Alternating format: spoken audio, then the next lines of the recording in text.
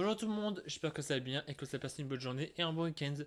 Comme vous l'avez sûrement remarqué, j'ai été absent pendant plus d'un mois car en ce moment je suis en période d'examen, ce qui fait que j'ai beaucoup moins le temps d'aller au cinéma et donc je ne peux pas vous proposer de critiques de films intéressants qui sortent en ce moment. Et tous les films et séries que j'ai regardés sur les plateformes de streaming, j'ai trouvé qu'ils n'étaient soit pas assez bonnes, soit pas assez intéressants pour vous proposer une critique. Tout de même, aujourd'hui, je vais proposer une petite critique du film Novocaine qui est sorti la semaine dernière. Ce film Novocaine est avec l'acteur Jack Quaid que l'on connaît pour The Boys. Et ce film parle de Nate, donc joué par Jack Quaid, qui rencontre une fille sur son lieu de travail, donc à la banque.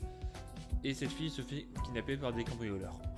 Vous allez me dire, c'est un scénario plutôt classique, et c'est vrai. Mais ce qui est original dans ce film, c'est que le personnage principal, donc Nate, joué par Jack Quaid, a une maladie qui fait qu'il ne ressent pas la douleur quand il est blessé. Vous allez me dire, s'il n'a pas mal, il n'y a aucun enjeu. Et c'est vrai que c'était le risque de proposer un scénario de ce type, car on aurait pu reprocher la même chose que pour Marvel, donc de proposer une histoire avec des personnages principaux trop forts où il n'y a aucun enjeu. Ce qui est bien dans ce film, c'est que même s'il a cette capacité-là, il reste quand même humain. Ce qui veut dire que quand il se fait blesser, comme il ne le sent pas, il peut ne pas s'en apercevoir et mourir par hémorragie ou alors par infection par exemple.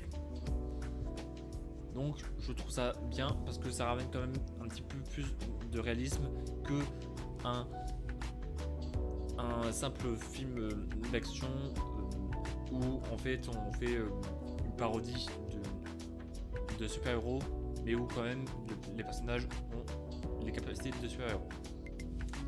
Ensuite, le personnage de Jack Quaid, donc Nate, est plutôt bien joué, même si c'est vrai que c'est un jeu d'acteur qui ressemble beaucoup au jeu d'acteur qui est utilisé pour son personnage de Huey dans la série The Boys, c'est-à-dire un personnage assez fragile, assez innocent, qui n'a pas l'habitude de faire mal.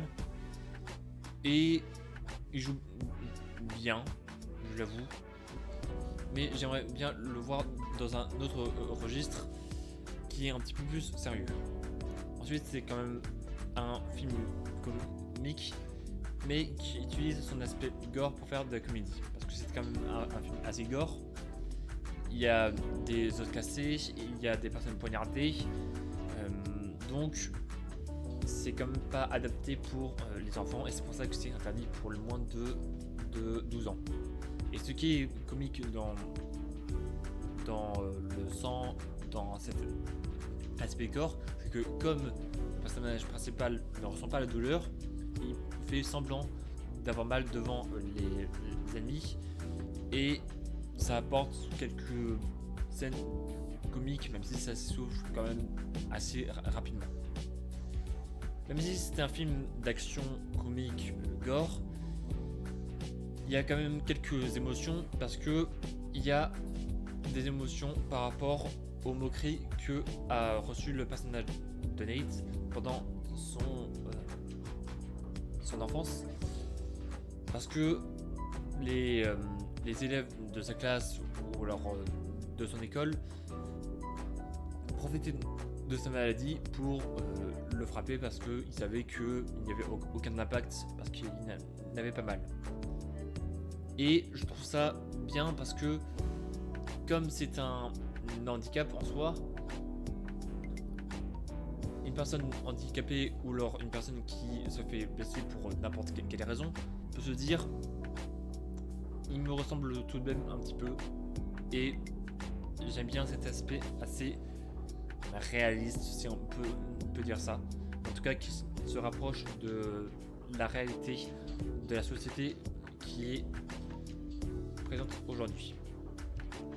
Sinon tous les autres acteurs jouent plutôt bien, que ce soit Ryan Nicholson, donc le père, donc le fils de Jack Nicholson, que l'on a vu dans Shining. Il joue le cambrioleur principal.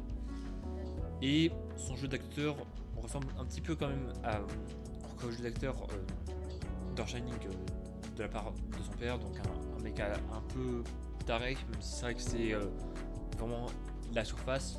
Mais j'ai bien aimé son jeu d'acteur. Ensuite, il y a aussi l'actrice Amber Midthunder qui joue donc la fille qui s'est fait kidnapper. Je vais rien dire sur son jeu d'acteur parce que c'est un jeu d'acteur assez classique qui n'apporte pas grand chose. Mais je ne pense pas que ce film avait l'ambition de faire un grand film qui est dans les Oscars, donc ce genre de jeu d'acteur suffisent pour ce genre de film qui divertit juste. Maintenant, passons au aspect négatif. C'est sur le scénario, parce que il y a un petit cliffhanger que on s'y attendait quand même pas mal. La fille, donc jouée par Amber Midthunder, est finalement la sœur du personnage de Ray Nicholson, donc le cambrioleur. Mais ça, on le sait à partir de à peu près 1 heure dans le film, et donc pendant 45 minutes, donc jusqu'à la fin du film, on n'a pas peur pour le personnage parce que normalement, si c'est son frère, il ne va pas la tuer. Et donc cet aspect de course contre la montre disparaît totalement directement, et je trouve ça un petit peu dommage parce que j'aurais préféré qu'on le sache après. Sinon c'est vraiment le seul aspect négatif. C'est un film plutôt classique, mais comme j'ai dit tout à l'heure, il satisfait cet objectif de rire, de divertir le public. Donc je vous le recommande. J'ai hâte de vous proposer d'autres films et d'autres séries. Comme je vous l'ai dit au début de la vidéo, je suis assez absent et ça restera comme ça jusqu'à à peu près août, parce que après ma période d'examen, j'ai ma période de stage, et donc j'aurai un peu moins le temps de faire des critiques. Mais tout de même, je vais quand même vous proposer des critiques de la série Daredevil Born Again, des séries de studios sur Apple TV+, qui est quand même assez attendu de la part de beaucoup de personnes. Je vais aussi vous proposer les critiques de Thunderbolts, donc ne vous inquiétez pas, je serai quand même présent, mais un peu moins que ce que je vous ai promis la dernière fois lors de ma vidéo présentation de la chaîne. A bientôt et au revoir.